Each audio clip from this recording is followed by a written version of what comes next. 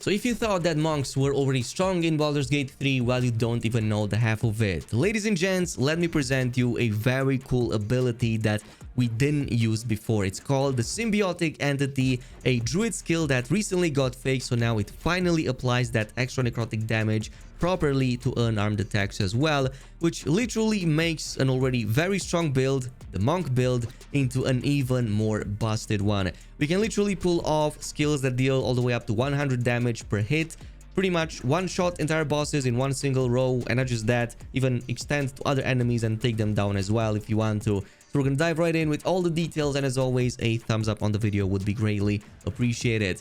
But there is going to be a slight difference compared to the previous monk build than before, so we're not going to use the fighter class anymore to multi-class it. Instead, we're going to focus a bit more on the druid and kind of create a synergy for the symbiotic entity. So once we couple this with our other extra damage sources, we have 3 of them in total, or 6 in total for the flurry of blows. So besides the bludgeoning we have extra force, extra necrotic, and depending on the mindfulness pick, you have radiant, more necrotic, or maybe extra psychic. This is going to let you reach at least 90 extra damage with the flurry of blows, or even up to 100 if you really scale up that strength modifier and get a ton of strength with this build. So yes, it's going to continue to abuse that tavern brawler, which is still one of the best perks to have for this build.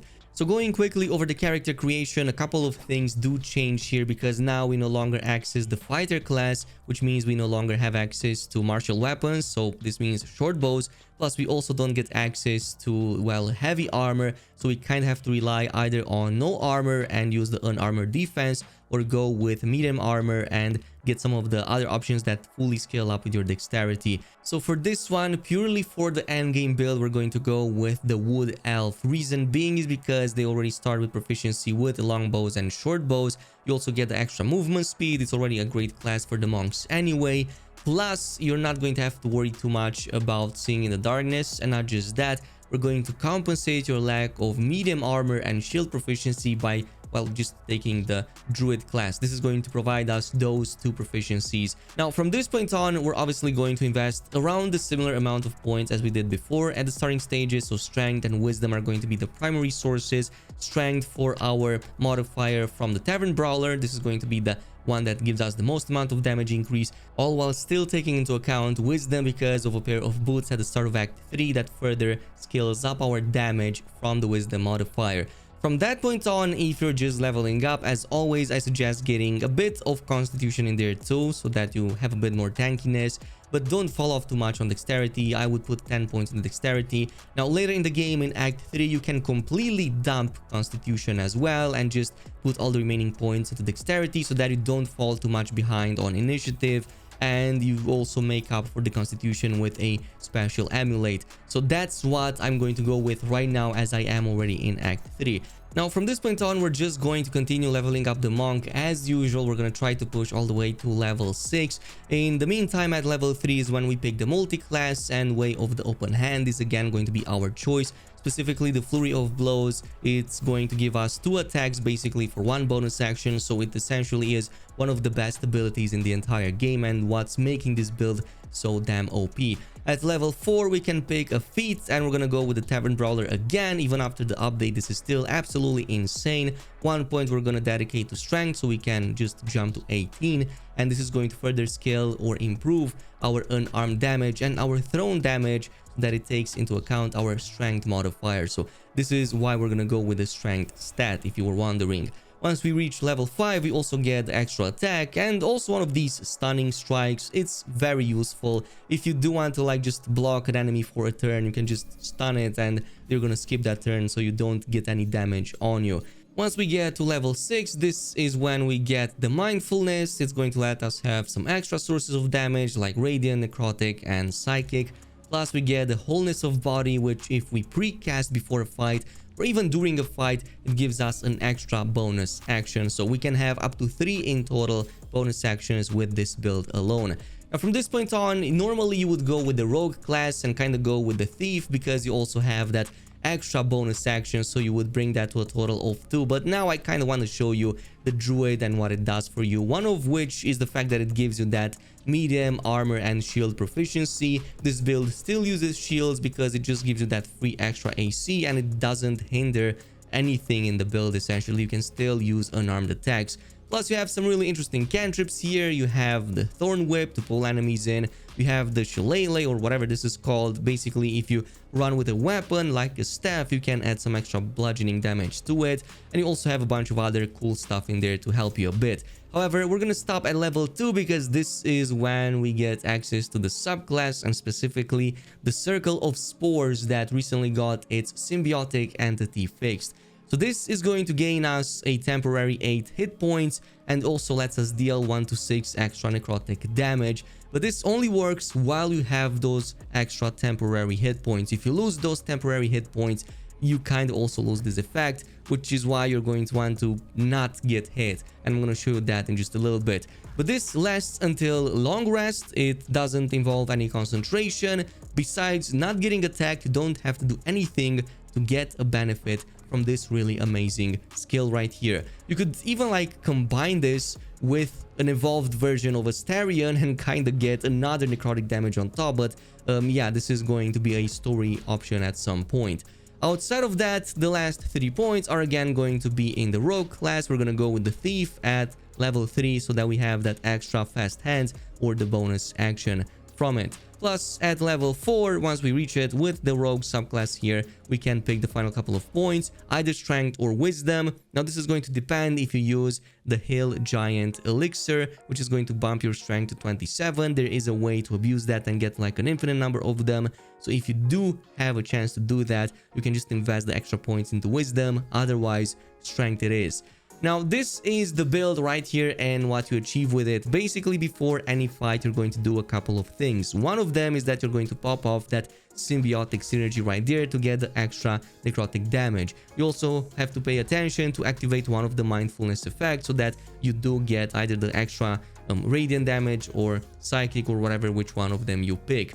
For extra actions and bonus actions, you would have haste as well as wholeness of body, which each provide 1 extra action and 1 extra bonus action, but you would have to do it before the fight so that you can start the fight with all of them intact. It's still possible to do it in combat, it's just that you're going to have to wait until the next turn before you can fully make use of all of your available slots. And once you get all of that ready, you have about 10 or so absolutely devastating attacks because you have 3 bonus actions and your Flurry of Blows deal 2 attacks per bonus action, so that's 6 attacks in total. And then you have 2 attacks, which each is going to provide an extra attack from the action, so that's 4 more attacks.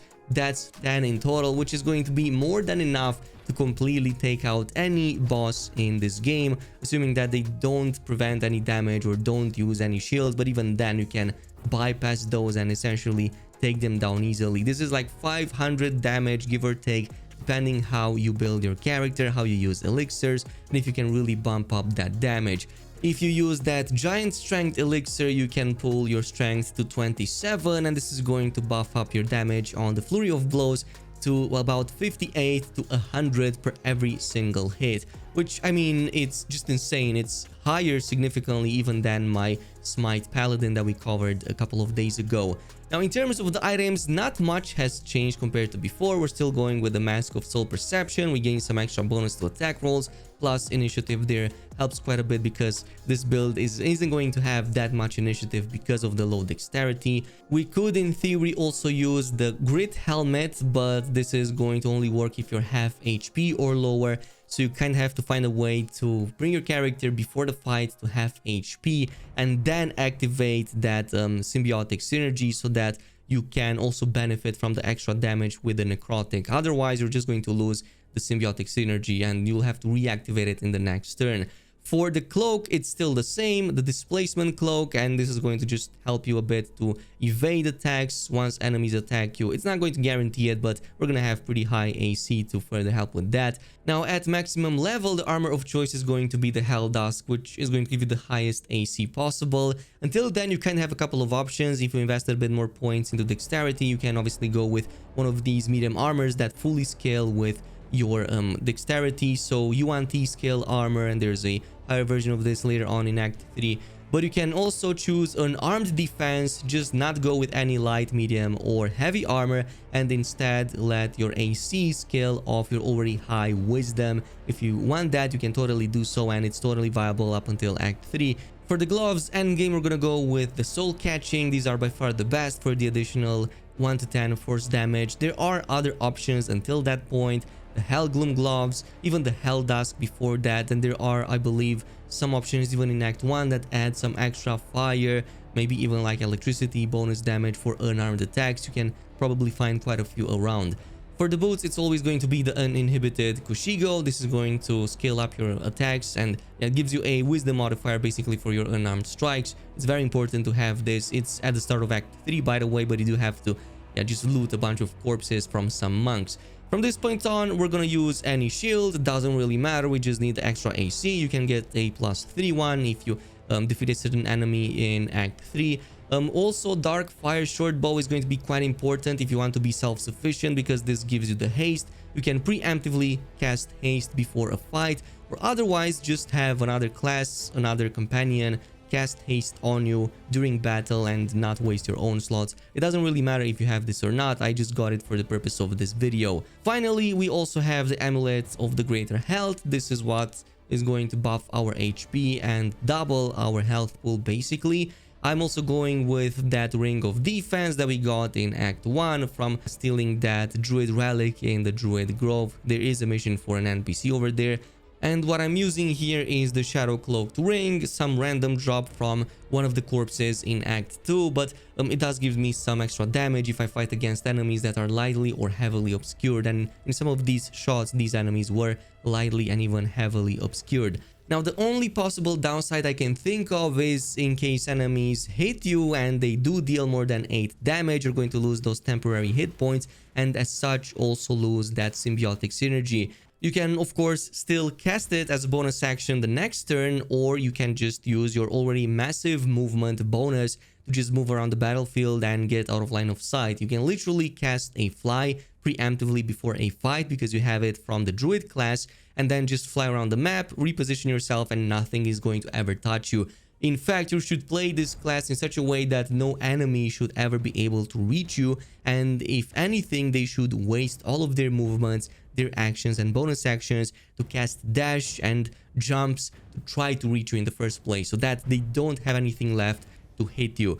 So what this means is that you're going to have a more prolonged, a more sustained burst of damage compared to the variant that used the Fire Dip, because you no longer just have an action surge in the first turn, but in fact you have this symbiotic synergy for the entire duration of the fight as long as you don't get hit by more than 8 points. So this is going to let you destroy enemies before they even get a chance to lift a finger. Anyway, this is it with the video. Thanks so much for watching, and I'll see you in the next one.